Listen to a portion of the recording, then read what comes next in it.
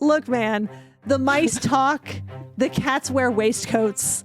We don't need to be asking, how do the spiders spider walk upside down with cowboy boots on? I don't know. It just stood out to me, okay?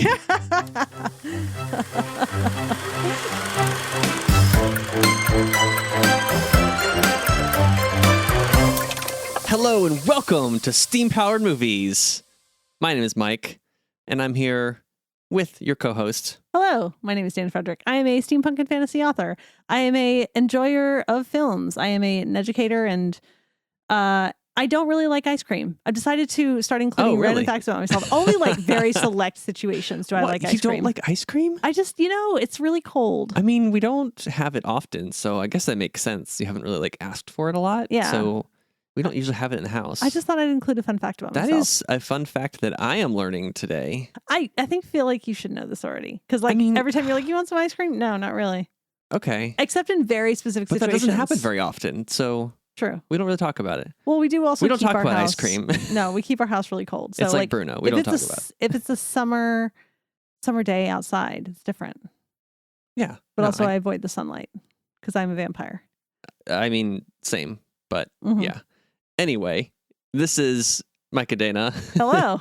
And this is our podcast Welcome about to movies. Our house. Today we watched 2 steampunk movies. Double feature. Yeah, it's a double feature. We watched An American Tail and also An American Tail, Fievel Goes West. Thank you for proper use of the colon because not enough people do that. You're welcome. That's what we watched. Now we're going to talk about it. But first, we have a couple housekeeping. Yes, announcements, things going on. We want to tell you that this month, Saturday, May 11th, Dana will be at Handmade Nashville, an event here in our hometown of Nashville, Tennessee, at Red Caboose Park, which is in our home neighborhood of Bellevue. So if you're nearby, go to that event, May 11th on Saturday. And also, the end of the month, May 31st to June 2nd in Louisville, Kentucky, Dana will be at River City Steampunk Expo. So if you're near Louisville, near at all, within driving distance, I mean, 8 hours isn't that far to drive, is it? You can come from anywhere, pretty much, in the eastern seaboard. Come to Louisville, see Dana May 31st through June 2nd. I will also be presenting at that event, so that'll be fun. Yes, you're a guest of honor. I am a guest of honor. It's my first time, so I'm very excited. Yes, so come congratulate Dana and see her there. Also, want to let you all know, we have a Discord. Woo! It's in the description of this podcast where you can find a link to join and come hang out with us and chat with us. It's going to be really cool. So check out the Discord if you're into this podcast or us or something. Fun fact, I've also put a link on the webpage for the podcast to make it easy for everyone. There you go. Yes. www.steampowermovies.com in case you were curious. So another easy way to find a link to the Discord. Which then auto-directs to my website where I put the link. Technical details and whatnot. Yes. I just don't want anyone to be scared when they get redirected. It's like, oh wait, where am I going? People need to know, Mike. People know how the internet works now. Look, redirects are scary, okay? Dana, it's 2024 at the time of recording this. Maybe someone is listening in 10 years when this is all common knowledge. Like babies can do it. I'm just trying to help. Babies are not scared of redirects in 2034. Babies probably shouldn't be on the internet. They will Get be. your babies off the internet. We don't want to see them. That's not what I said. It's not what I said. I just think it's probably not good for them. Speaking of babies or young people, the star of these movies was a very young person when this first film came out. Philip Glaser was like 8 years old when this movie came out. You know and he who was else the voice was of little? Fievel. Yeah. You know who else was little when this movie came out? Yeah. I was. Yes. I was little. Same. I was a wee baby when this came out. Yeah. The first movie, An American Tail, came out in 1986. I was 3. Would you like to hear a fun fact? Sure, always. This came out the same year as The Great Mouse Detective. Oh, there we go. So like mouse. Oh, this was going to come up. Yeah. Yeah. Mouse-centric characters were really big in 1986. Yeah, there was like a thing, I think, in the 80s about mice. I mean, in the late 70s, we had like The Rescuers. That's true. The Rescuers Down Under. Look, just a lot of anthropomorphic characters. Yeah. People were really into mice. Well, I just think that, it's fun to play with, like when you have such a tiny, tiny body. Like, how do you repurpose this human-sized world for yourself? Because they did a lot of the same things in this film that they did in Great Mouse Detective, where they're repurposing human-sized things for themselves. Oh yeah, and you've got this like parallel mouse universe, but we'll get to that. Of course, we'll get to that. Yeah. First, let's talk about what is our experience with this movie. You said you were very small when it came out. When did you see it? So I don't. We watched it tonight, but before that, right. Yeah, so I saw it tonight. But before that, it's literally been decades since I've seen this. I don't remember if I saw it in theaters or if I only saw it. Like, I mean, you were like 2.5, so probably I not. was. Yeah, I was wee. I don't. It was on my house in my house at some point in my childhood, and that's how it came into my life. I remember very specific things about it, and then like great swaths of like forgetting other things. So like I don't remember our Italian New York mouse guy, Tony. Oh, Tony? Yeah. Tony. I completely forgot about him and his sweet girlfriend Bridget. Yeah. Like I completely forgot they existed. Tony was kind of funny. I have thoughts about Tony. They have a lot of very stereotypical type of characters in this. Yes. So yes, very. And mostly it's harmless, but then there are also some very like, oh, that didn't age well. Oh, noes. Yeah, especially in the second one. Yeah, in the second one, we have the very racist depiction of the Native American mice. I completely forgot about that part. Oh boy, that one's rough to watch. Yeah, I mean, that scene came. I'm like, oh, how long is this going to go on? Oh, it's still going. It goes keeps going on for a while. Yeah, it does. It's sort of a central. There's not much of a plot to the second movie, but it's sort of a big part of it. There's not a lot of plot to the first one either. Because, I think we're kind of used to like the A plot, B plot. There wasn't really any B plot. Like it was mostly A plot. We're like, okay, Fievel's trying to find his family and like stuff happens. And like once in a while we get a glimpse of like, yep, his family's still there, still thinking he's dead, and back to Fievel. Yeah. I think they may have just repurposed him saying the same line over and over. I'm trying to find my family. Yeah. It just appeared over and over. They do establish those intentions very clearly. Like Fievel wants to find his family and will like just go off, like all action, no thought in the direction that he thinks they are. Like Tom Hanks in Castaway. He wants to get off the island. It's just his one motivation. Yeah. Yeah. It's the same thing. So did you really watch the second movie much when you were growing up, or mainly the first one? I did. And I remember the second one actually staying with me a bit more. Yeah. But it also came out in like 1991. So like my brain was exactly a little firmer by then. So like it could remember stuff better. Yeah. Yeah, I also remember the second movie more fondly because I was like 10-ish, probably when I saw it on VHS a couple years after it came out. I didn't see it in the theaters. I was like probably too young then, but I did see the original on VHS, and I remember being like really scared of it actually when I was a kid. I mean, it is like properly violent. We have a lot of like religious injustice and religious oppression happening in the very first one, and then the second one is just straight like we're like getting ready for like a mouse genocide. Yeah, but the first one is like you got the scary cats, you've got the scary ocean. Maybe one of the reasons I'm sort of scared of the ocean, I don't know, maybe it's like an early childhood memory thing. I mean, the ocean is a totally fair thing to be scared of. Like it's huge and you can't see the bottom and it goes on basically forever. I like to say healthy respect, but indeed. Yeah. Also, I remember it just being very sad. This is like one of the movies growing up as a kid that I remember just being like, this makes me sad. I don't like it. It is hard. Yeah, it's like he's like separated from his family, and like I feel like every small child probably has an experience like embedded in themselves like that, where like even if it was only for like 2 minutes, but like they were separated from their family for like a little while, and during those 2 minutes you just think like, this is it, this is my life, I'm an orphan now and I am never gonna find them again. And I feel like that just like lives inside each of us in like our own unique but also like collective experiences. Yeah. And I remember when I was younger, the Somewhere Out There song like really hitting me and making me sad, and I probably cried. And also the end when he like reunites with his family, which this time around the reunion scene kind of got me a little bit. Yeah, it did me too, actually. Yeah, I was like, okay. But this time, actually, the Somewhere Out There didn't get me. Same. I was just waiting for it to be over. Yeah, because He's so off key. It's so funny you say that. It's so off key. So funny because that's one of the things that this time around I was like, wait, Fievel's a really bad singer. He's so bad. It sounds awful.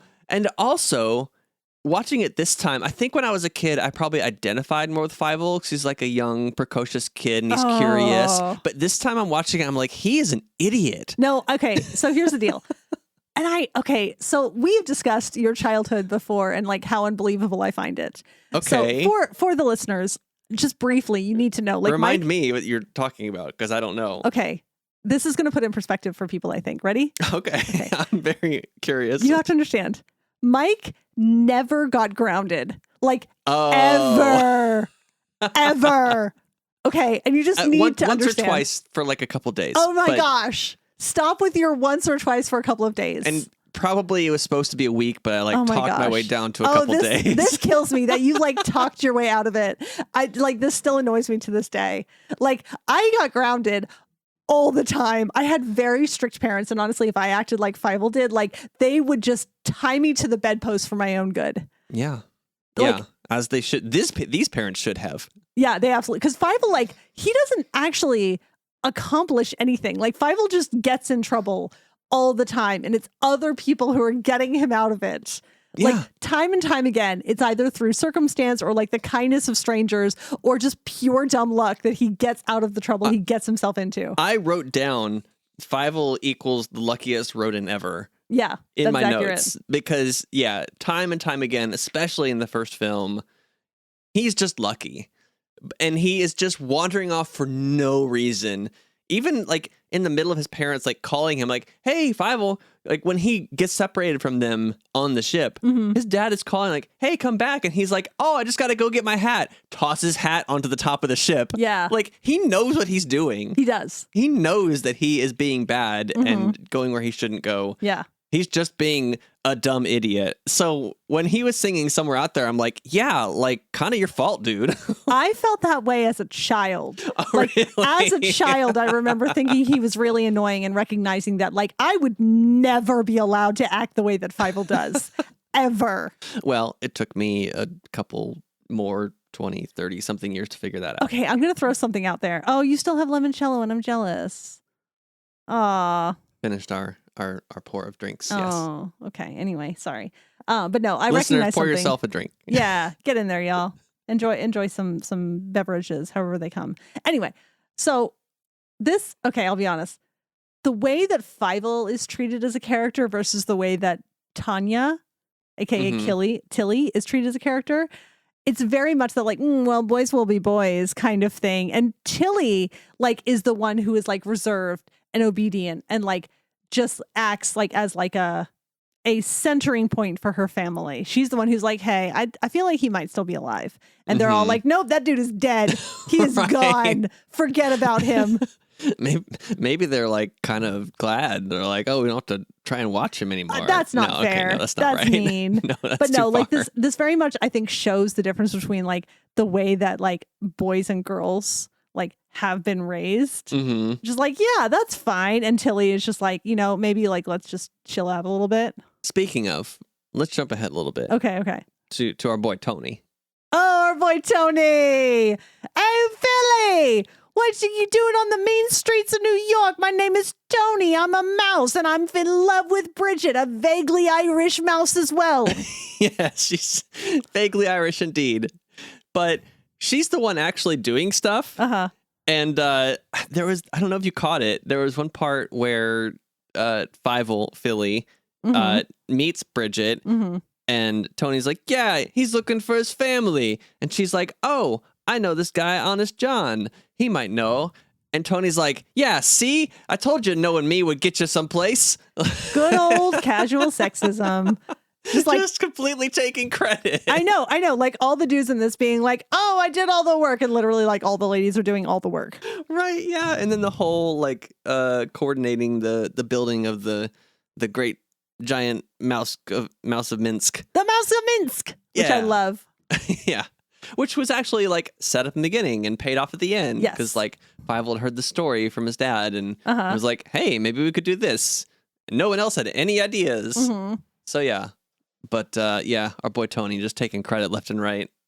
Oh, I want to like Tony. I really do, actually. But like, he's a little bit problematic. Yeah, but he's a good dude. Like, he's got a good heart. He wants to like help Fievel. Yeah, I get it. Yeah, I wanted to try and help his dude out. Mm-hmm. Unlike the kids in Orphan Alley. Yeah. You're just trash. Your parents don't care about you. But I have to say, like, that is the moment. Like, I don't know if although you noticed. we both laughed when the sign came up that said Orphan Alley. We should have just looked for Fievel there the whole time in good old Orphan Alley. He just happened to land there. Right. Yeah. Well, because he's an orphan. That's where all orphans land. Yes. But like, Fievel is, I don't know if you noticed, incredibly impressionable. Anybody he was with, he mimicked how they walked. Oh. Did you not notice this? No, I didn't notice the walk. Okay. But he did, yeah, I did notice a little bit of the mimicry. Yeah, like any single group or person he was with, like he just sort of took on their personas and was just like, yep, this is how I think now. This is how I act now. Right. Yeah, like the orphans at the end. They're like, yeah, if your family cared about you, they'd find you. And he's like, yeah, you're right. That is what would happen. I'll just give up on everything I ever believed. I live here now. Yeah. But then he even like left that behind as soon as he hears like his family calling for him. He's like, oh, that's my family. Okay, bye, orphans. Yeah, right. And they were just completely out of the picture the rest of the whole time. Yeah, basically. So, before we get, well, we're well into it, but should we talk about what steampunk is? Yeah, this is ostensibly a steampunk movie podcast. Why are we watching these movies? Right. So, Dana, why did we watch these movies? Okay, so we watched An American Tail because the giant mouse of Minsk, which I had fond memories of because that's just a cool contraption. It is cool, although we don't really see much of how it works. We just see mice inside of it, like pumping a lever. Kind of like a Trojan horse. Yeah. Yeah. But we don't see like any steam or fire or pulley systems or gears. We do see a bit of pulley systems. Well, a bit of pulley systems to like release it or restrain it. I personally think we see enough to know like, okay, this is a mechanical giant fake mouse. Like we've got, the big like rah jaw and stuff. Like we've got like the fireworks and stuff coming out of it to mimic like it breathing fire or whatever. And I mean like fire breathing mouse. Totally yeah, exactly. Normal. It's got a, Mike, you heard the story. It has a tail a mile long. This is perfectly normal. Yes, it's true. Mm-hmm. So I personally really like, and I do think that like the Mouse of Minsk basically makes this a steampunk movie. Okay. And if that's not quite enough for you, I actually have a little bit of backup for you. Go on. One, the time frame. So this was centered around about the time that the Statue of Liberty was completed. Yes. And the dedication of the Statue of Liberty was in 1886. Yes. So it's the right time period for Victorian era. We saw in the beginning that the initial scene was set in Russia in 1885. Oh, I missed the date on that. So I guess it lines up very well. They did their research. And also that one scene where Fievel shows up in a house full of ladies that are listening to music on a gramophone that he thinks is his dad because he's a moron. And one lady throws a corset at him. I do actually really love that. That's a good scene. We also saw a lot of the fabulous like button-up boots that were so kind of indicative of that period. Mm-hmm. I love a button-up boot. Yeah, because that's all we saw of the humans was like boots and hands. Pretty much. Like you saw some boots and hands faces. Boots and hands. Boots and cats and boots and cats and boots and cats and boots and cats. And there were a lot of cats. Yeah, there were cats. Yeah. Which by the way, like the thing about like free speech, I feel like got just a little bit hairy. Of like you can say whatever you want in America, and they're like, no, don't say cats because they'll show up, and like so cats are kind of summoned in the same way that you summon Beetlejuice. Right, they'll hear you and come running. Right, it's like that's not quite the same thing as like free speech. Whereas, I mean, I appreciate that they're like, you know what, sometimes you do have consequences for stuff that you say, which I do feel like is a very topical and relevant point to today's society. I also think they were maybe trying to do some sort of allegory about like Nazism. Well, Nazis weren't really a thing yet. They had the Cossacks come through in the beginning. And to be honest, I don't know. Well, they were a thing before this movie was made. Were they? This movie came in the 80s. Okay. I was thinking about like the 1880s. No, yeah. But like when in the beginning you did have the Cossacks come through, which does beg the question. Like, so the Cossacks come through and they're burning down we assume they're the Jewish humans' homes. Mm-hmm. Again, I know basically nothing about Russian history, but also Me like either. the cats are also Cossacks. So we assume that the cats have the same religious views as their humans. Yeah. See, I don't know any of that history. I was viewing it more through a modern lens of like they're setting the story in that time period, but maybe with like a modern viewpoint of like Nazis versus Jews. I don't know if that's the thing. Again, I don't know enough of the history of that area. I just wrote down in my notes Nazi cats ? Well, again, they specifically said the Cossacks are here. Oh, okay. Yeah. So yeah, the cats have the same views as the humans. Which this goes along with the thing we talked about during the Great Mouse Detective of like Mouth's Afghanistan. Right. Like this got weirdly like interspecies where like the mouse geopolitical issues are the same as the human geopolitical issues. I don't know how that works. Right. And like the song, There Are No Cats in America. Is that like there's no racists in America? I don't know. And then they got to America and found out that there were. But also, it's funny because they were like, hey, all the cats are gone at the end of the first one. And then they immediately retcon that in the second one. Like immediately, oh, there's another cat attack. There are still cats here. Well, yeah, because it was like a dozen cats they got rid of. Yeah, they got rid of like 7. And it was like, yep, that's all the cats in America. Cool. So talking about like history and politics, you said geo. What about geography? What about it? I have some questions. Go on. So the city that they're supposed to be from was called, I wrote it down. I forget what it was. Yeah, called Shostka. Yeah. Which is actually in modern day Ukraine, completely landlocked. Okay. And then they get on a boat somehow. Did you not see that they were then in Hamburg, Germany? Because that title also came up on the screen. I guess I didn't see that. Yeah, part. no, they were in Hamburg, Germany. How'd they get to Germany? I don't know. They walked probably.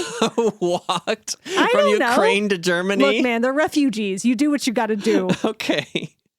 Which I guess makes a little more sense Yeah. of like how all the different nationalities ended up on that boat. Yeah. Leaving from Germany makes a bit more sense. Yeah. Okay. At least I how think it was missed that. Hamburg. I might have the city wrong, but it was definitely Germany. Did you not see the Lederhosen? And we are Germans, and we are playing the all the German instruments. This is you're getting all the bad accents today. Okay, we already had bad American Italian. Now we're getting bad German. Thank you, Dana. You're welcome. Thank you so much for that. Yep. Oh. I try to keep it fresh with all of my bad accents. Oh man. They got a good cast for these films. Oh yeah. My favorite being Dom DeLuise as was Tiger. He's such an iconic voice. Like I had to look back through his his history as far as like stuff he's been in. Mhm. He's been in everything. A lot of stuff. He was in a handful of like Mel Brooks movies. Yeah. He was in like Blazing Saddles. He was Pizza the Hut. Do you know what he in also was? Spaceballs. He was Don Giovanni in Men in Tights. Oh, that makes sense. Oh, Yeah. I love it so much. Yeah. We didn't mention, this is a Don Bluth film. And Dom DeLuise appeared in a couple others. So Don he Bluth. was originally a Disney animator. He worked on like Robin Hood, The Rescuers. Oh man, I know so many people who like Foxy Robin Hood was their first crush and their first introduction to furries. Okay. Not what I was going to say, but okay. I did really like that film Yeah. when I was a kid. Oodle golly, what a day. Yeah, I like that, and the Errol Flynn are like to me the canonical Robin Hood depictions. Mm-hmm. Agree. Great. So yeah, Don Bluth directed. He broke away from Disney, started doing independent animated films. Like started his own studio and like made this and some other films. What else did he make? I looked it up He earlier. also did. Okay, can we talk about it? All Dogs Go to Heaven. Yep. That was him. Mm-hmm. Yep. He was basically the creator of my childhood. He also did The Swan Princess, which I loved so much. I loved The Swan Princess. I think I maybe saw that like once when I was younger. I don't remember it. It's like extremely good fantasy. And it's the thing that introduced me to Swan Lake because it's a retelling of Swan Lake. Mhm. And then later in life, I released Raven's Cry, which is also a retelling of Swan Lake. Oh, there we go. So, fun fact for anybody who like wants to do any kind of retelling, make sure to cite the one that's not copyrighted. Oh, okay. So yeah, so like Swan Lake is in the public domain. The Swan Princess is copyrighted. So if you talk about what you're retelling Swan Lake, because I've seen people make that mistake, and I just want to help people out. Good tip. Yep. Good tip. Yeah.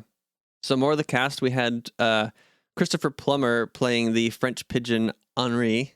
I am a French pigeon, and I sing about never giving up. I really loved the French pigeons. They make me so happy. I like that the pigeon was actually helping to construct the statue. Of course, because it was a gift from France. Yeah. So, of course, the pigeons came from France and helped build it. Yeah, you can recognize them by their good grooming and their nice outfits. They're not like these dirty New York pigeons.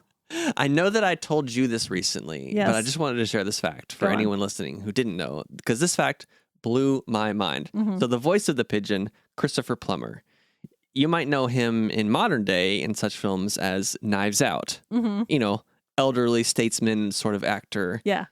He was also head of the Von Trapp family in The Sound of Music. He was the captain, Edelweiss, y'all. He was the Captain Von Trapp in The Sound of Music. Yep. He was like a completely lifetime ago, looks completely different. He was like a popular, like heartthrob German actor, like a legend back in the day, and acting all the way till now in his like 80s or 90s or whatever. Yeah. It's just crazy to me having a career that spans that sort of period of time. Do you know what's wild to me? Because I've heard actors, like especially long standing actors, talk like they forget films that they were in. Like they sometimes just like forget, like, oh yeah, I did that. Kind of the way like, oh yeah, like I did that event, or like, oh yeah, I worked on that project or whatever, like, you know, like 15 years ago. I've heard actors talk about like, oh my gosh, completely forgot about that. Yeah. And then the second one also had a really great cast. Yeah. John Cleese. Yeah. Love him so much. And James Stewart. I play an old dog and I'm a sheriff too. That's a pretty good Jimmy Stewart. Thank you. I do my best. Yeah. Yeah. He played Wiley Burp, the dog sheriff. I hate the green gaseous burp bubbles.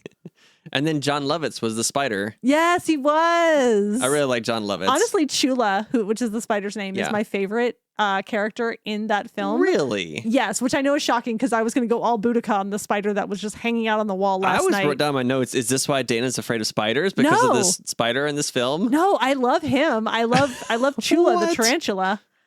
But no, friends, there was a spider just hanging out watching a comedy program with us last night on the wall. And I was trying to suggest that maybe we should just burn our house to the ground to show them we mean business. I saved our house by killing the spider and holding Dana away from the matches. I'm just saying. Yes. You know, then the spiders wouldn't be a problem in the house anymore.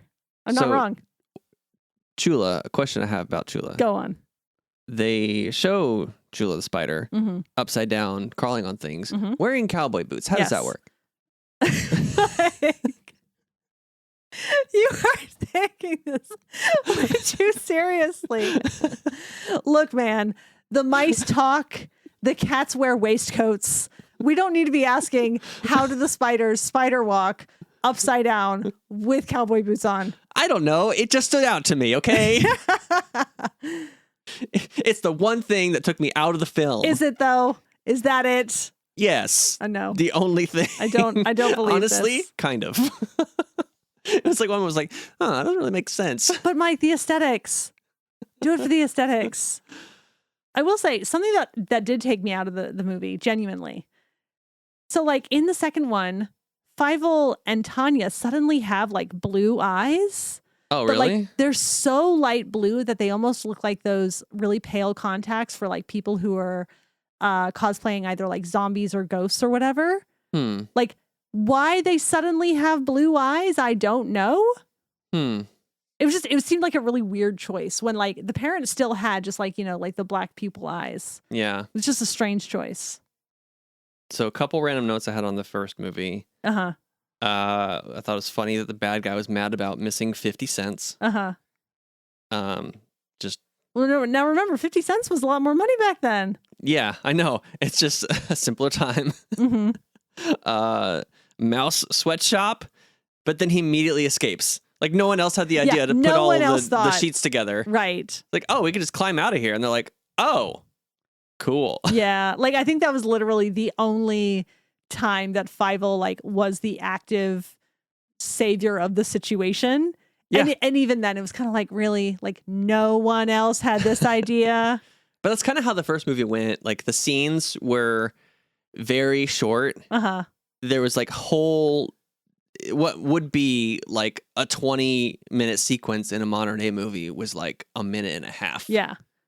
You introduce new characters, you have Fievel come in and something happens, and then like the scene's over and he's gone. Yeah. And that's really it. And you never see them again. Yeah. I like that the name of the organization that was, what was her name? Tony's girlfriend. Oh, Bridget. Bridget was She's the vaguely lead of, Irish. Yeah. Was called Cats Unfair. Yeah. Just like really funny random words. It's like, oh yeah, they're not good at grammar, but they get the idea across. Sure. We don't like those cats. We don't like the way they treat us and eat us. And then they get the rich lady involved. And what was her accent, Dana? I think her accent was a speaking impediment. Is what that was.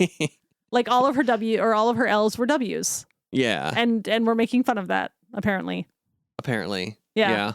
Yeah, there are definitely some things in here that like don't age well. Although I will say something that has sustained through all these years and is a trope I hate. Oh, yeah? And now, okay, I will grant you, living in Nashville has probably made me very cynical to this. Go on. Do you know what I'm going to say? No, I don't. Okay. So like in the second film where like Tanya is singing and suddenly everyone's like, oh my gosh, what? Like this beautiful voice. Like they're just like enraptured. I hate this trope so much. Like y'all walk down Broadway here in Nashville, like one Saturday night, you're going to see like so many incredibly talented musicians that sound incredible. And like, you will also realize that like, this is not how the world works. Making like almost no money. Yeah. Like they're like busking for tips basically. Yeah. Yeah. Your perspective is definitely skewed. I know. But you're also correct. Yeah. That's not how the world works. I mean, I will say maybe in a small town like where you are the like biggest fish in a little pond, like people will do that, but like come to Music City. Yeah. Oh boy, that's going to change real fast. Yeah. And those people in those small towns move to Nashville and then they realize what the deal is. It's a rough time. I feel bad for them. Yeah. Yeah. It's kind of rough.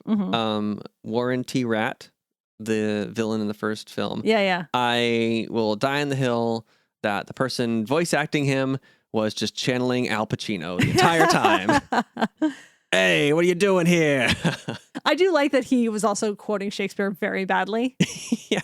I don't know which is worse, the music or the Shakespeare. Yeah. It's a little cockroach assistant.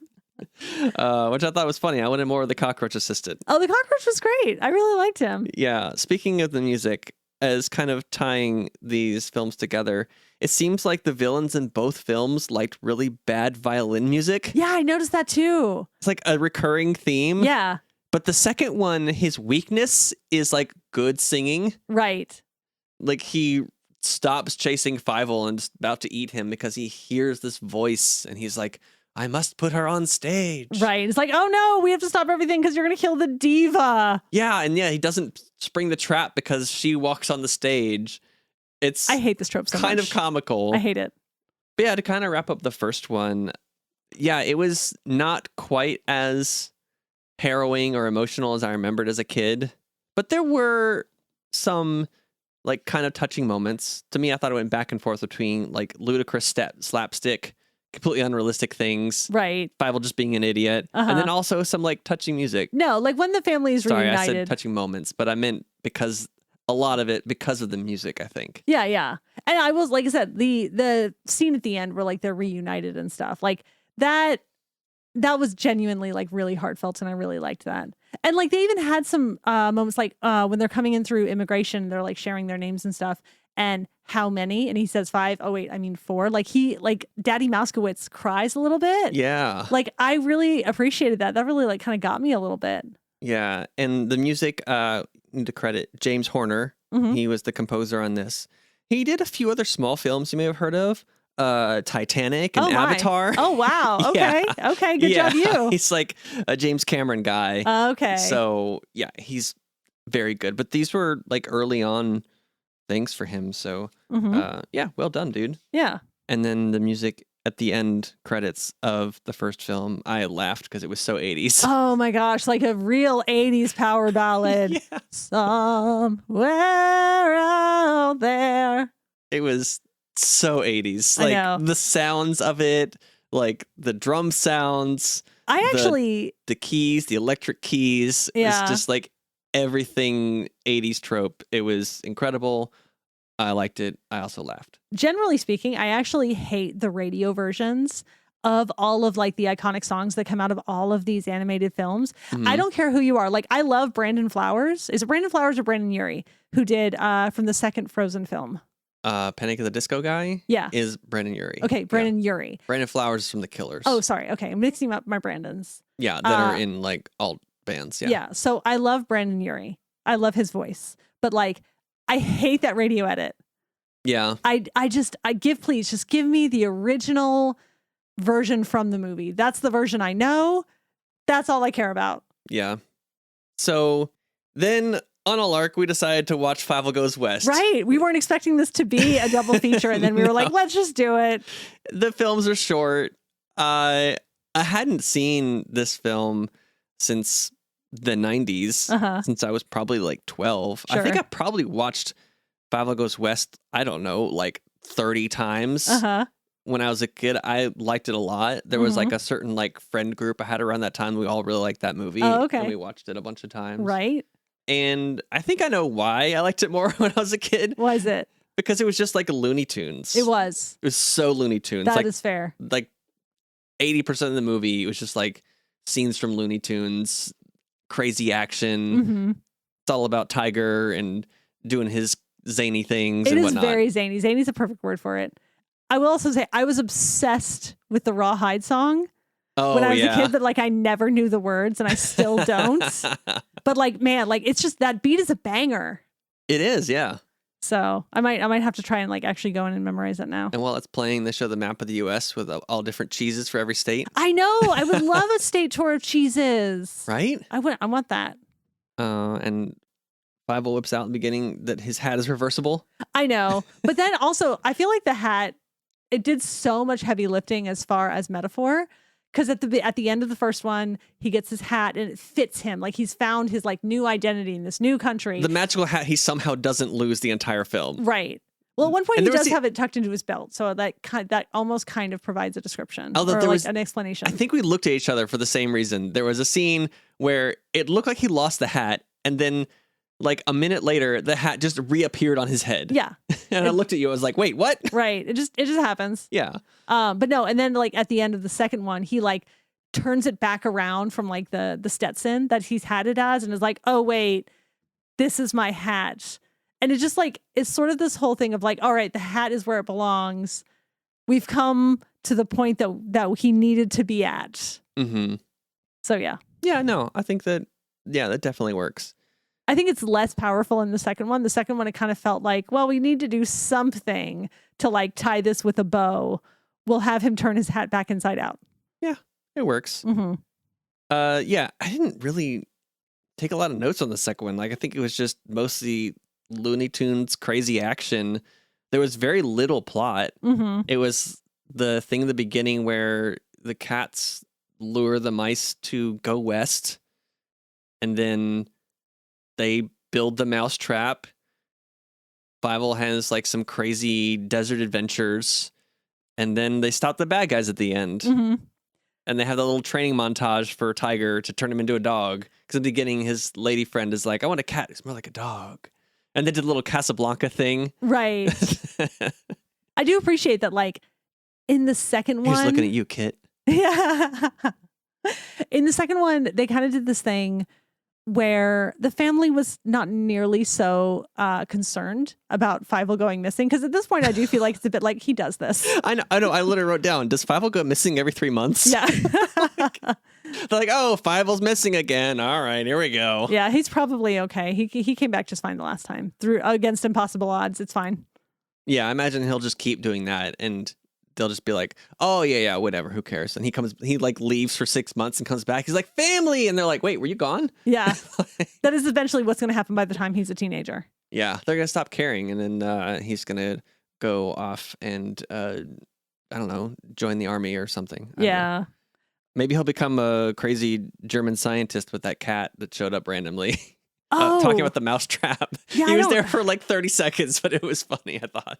That was so random. Like, what a random insertion of a character. I mean, I do appreciate that, like, they very much recognize, like, okay, like, immigrants from all countries and walks of life are, like, coming out here. So I do feel like they had a good mix, but they were very stereotypically represented. Oh, yeah. I mean, you're going to have a mad scientist. He's going to have a German accent. Obviously. Yeah. That's just part of the package. Mm-hmm. It was weird with the female characters in the second one. Yeah. Because, like, they very clearly tried to do a thing where, like, okay, now the ladies are going to do some stuff. But, like, it was all very surface. Mm-hmm. Like, had they not been there at all, not much would be different. No, like, they definitely tried to give them something to do. Yeah. And the sister character, they're like, oh, yeah, she wants to be a singer.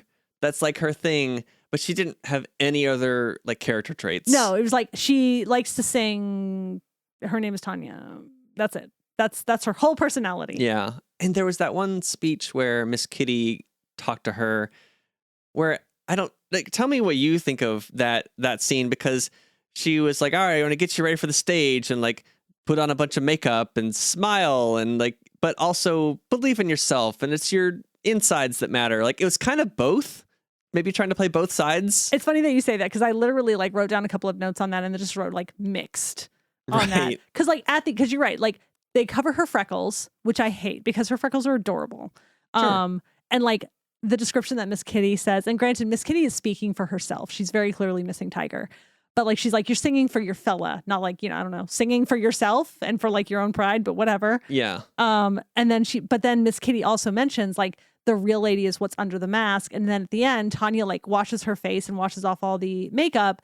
And she's, like, happy with her face as it is. So, like, yay. But, like, it was clunky. It was a little bit sweaty getting there. Yeah. And she had that one scene in the middle where she's like, my public needs me. That was weird, man. Even as a kid, I was like, I hate this scene. It's so ham-fisted. I laughed. I remember making fun of that scene as a kid and being like, this is dumb. My public needs me. Mm-hmm. It was so corny. Yeah. But maybe my favorite part now, watching the second film. I think when I was a kid, I liked the showdown. Yeah. You know, where Tiger turns into a dog and, like, goes beast mode on the cats. Right. But my favorite part now was John Cleese doing all the wordplay during the speech to the mice. That was very fun. This festival. And I will say, it was really fun to watch the showdown because all of the cats square up like they're on the set of West Side Story. So they're just, like, snapping like cats, mice, dogs. Wow. Dana, you just wrote a new hit. I'm gonna write this. It's gonna be a parody and it's gonna be amazing and no one dies. It's already at the top of the Spotify charts. Okay, great. Yeah, you Love did it. Hooray. Where's all my money? Did you not hear artists don't get paid? Yeah, I know. Artists don't get paid, especially not by Spotify. Sorry. Yeah. I'm still salty. Don't buy me a drink and ask me about it and we'll get into it. Maybe you're listening to this podcast on Spotify. Might be. There's a good chance. Screw you, Spotify. I don't even care. But thank you for listening, listeners. We're glad you found us on whatever platform that you are listening on. Anyway, I'm going to stop now. Yeah. Any final thoughts on these animated films from our childhood, An American Tail and Fievel Goes West? It's so, like, for films that are only just over an hour long each, they feel so much longer. And I don't necessarily mean that as a bad thing, but, like, they're, like, shockingly short. Yeah. Yeah, an hour and 15 minutes for the second film. That is unheard of these days. Yeah. 75 minutes? That's so short. It's crazy. Is. Also, sorry, there is one more thing. And granted, this is me very much thinking too much about it. So when Daddy Mouskovitz... This is what we do. We overthink. It's very true. he's like talking about like what a land of promise here out west is and stuff. Mm-hmm. And he's like, oh, and like all this grass is going to grow and prairie dogs are going to graze. Like, hang on. Like, so prairie dogs are rodents. You are also rodents. Are prairie dogs livestock? I have so many questions about the continuity of this universe suddenly. Because they showed like little prairie dogs with like tiny little saddles. Just like romping through the grass. I'm so confused. My thought at the end was that I don't want to see what the town looks like a week later. Because what happened at the end was the train came by, took away the cats, but also burst open the water reserve. The water tank, yeah. The water tower, and all the water spilled down and everything started growing. That water's going to run out in like 5 hours. I don't know what to tell you. It's going to stop flowing because that's all the water in that container. I mean, one presumes that because a town exists there is a river or some other water source nearby. Or the humans will do something to bring new water. Just like at the end of the first one where the humans are like, oh, we got to fight this fire now. You see firefighters come in. Like the humans will have some impact and maybe they'll do something and then the mice will survive also. I mean, but the thing about them being happy about the water, it's like, that's pretty short-lived there. That's not going to last very long. It's very much like the day after tomorrow, which cool. Like you lived through tomorrow. Like what about the day after next week? Yeah. Like you have no vegetation left on Earth. Like you're all going to die of starvation. And that is our final thoughts on this heartwarming children's tale. No, genuinely, I do like these films. I don't like them as much as I did as a child. Right. But it was fun to revisit them. Like we've got a selection on deck for next month from a listener. Yes. And I have been informed that is a bonkers film. So I just wanted like a bit of nostalgia from my childhood for this month. So next month we'll do the bonkers film. Yeah. Stay tuned for that. Yeah. Greg, you're up next. But on that note of how much you enjoyed it, we're going to rate these films. Yeah. I guess we'll give a collective rating because we're doing a double feature. And we're making up the rules as we go. And the first one's going to be how steampunk in this film on a scale of 1 to 5 steam engines. Dana, how steampunk do you think An American Tail is? I'm going to give it a 2. Yeah. Because like we have the giant mouse of Minsk, which is great and very steampunk and I really love it. The second one, like, okay, it's kind of one of those things where like some steampunk films are set in the Old West, but not all Old West Back to Future Part 3. Exactly. Not all Old West films are steampunk. So like I would give the second one like a 1. Right. So averaging out like a 2. Yeah. I think maybe the second one doesn't really count. But I think even the first one is not very steampunk. Right. So yeah, I think 2's fair. Sure. And then secondarily, we will rate the film not based on any critical criteria that I perhaps snooty film reviewer would have, but just how much we enjoyed it. How much do we like this film? I mean, I'll give it a solid 3. You know, it took me back. I remembered things. It's very silly. There's some things in there that I'm like, this is dumb, but whatever. It's a children's film. Cool. The 3 out of 5 gears? Yeah, 3 out of 5 gears. I think I'm right there with you. Yeah. Yeah, I'll do my skills and top hats because I'm fancy. Of course. So I'll give it 3 out of 5 top hats. Yeah. Maybe if you really love a film, you'll add a monocle one day. Oh. Top hat and monocle. Top hat and monocle would be high praise. Yes, indeed. Indeed. No, like I wasn't bored. I wasn't like checking my phone. They were short. Yeah, it was not too deep, but a pretty good time. Yeah. Besides Fievel being a really bad singer. Oh my gosh. And just being like incredibly lucky. It's literally the only reason he's still alive. Complete idiot. Yeah. That's my biggest takeaway. Though to be fair, I think he is meant to be like 5, you know. So sure. Yeah, put a leash on him or something then. Yeah, it's true. Right? He should not have this much agency if his brain is this soft. Oh, poor little guy. He's just a tiny little mouse boy in a big old world. And he somehow survives. True. Well done, sir. All right. Well, that's all we got for this episode. Thank you all for listening. Thanks for tuning in. Next month, we will be watching a film recommended by a viewer. If you want to recommend a film for us to watch sometime, hit us up on Twitter. We are at SteamPoweredPod. Or you can get in the Discord, link in the description. You can give us your suggestions there. you can hit us up on our other socials at Steam-Powered Movies on Instagram and Threads. Go to steampoweredmovies.com for full list of episodes and more information. Thank you again. Tune in next month. Thanks for listening. Okay, bye. Bye.